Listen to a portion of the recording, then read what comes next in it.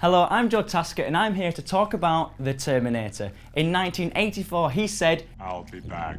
And in 2019 Arnold Schwarzenegger lives up to his promise. Terminator Dark Fate arrives in cinema this October. And if you need a recap of the series, we are here to help. Here's the Cineworld guide to The Terminator.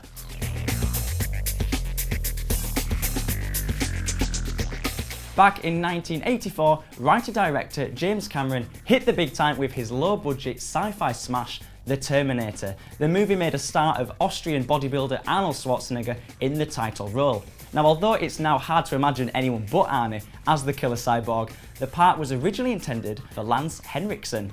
Schwarzenegger was initially down to play Kyle Reese, later portrayed in the movie by Michael Biehn. I'm Reese. It's a sign to protect you. You've been targeted for termination.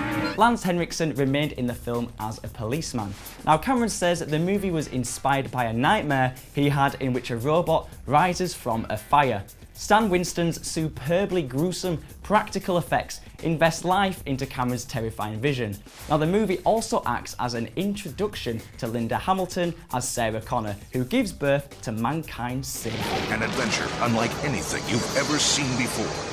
In 1991, Terminator 2 Judgment Day was released. This action classic draws its power from the contrast between the two Terminators, a returning Arnie as the tank-like T-800 and the sleek, menacing Robert Patrick as the liquid metal T-1000.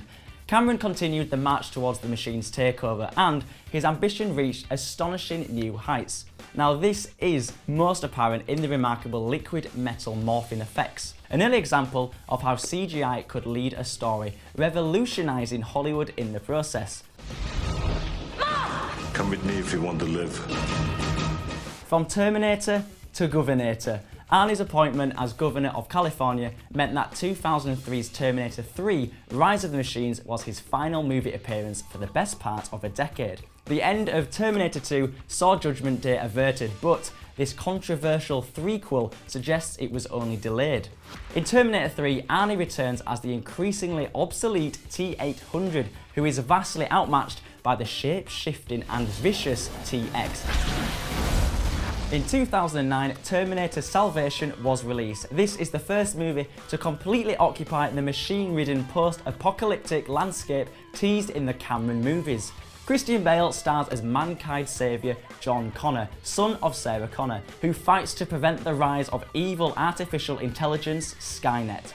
Come 2015, Arnie was back again as the visibly aged Terminator, now known affectionately as Pops in Terminator Genisys. I've been waiting for you.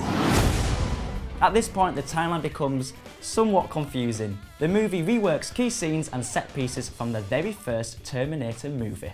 Emilia Clarke played Sarah Connor in this alternate timeline. Come with me if you want to live! Though you won't need to remember the three most recent Terminator movies, as Dark Fate picks up directly after the events of Terminator 2. That's right, Terminators 3 to 5 pretty much get scrapped, as Dark Fate producer James Cameron and director Tim Miller have pitched this as a direct sequel to T2.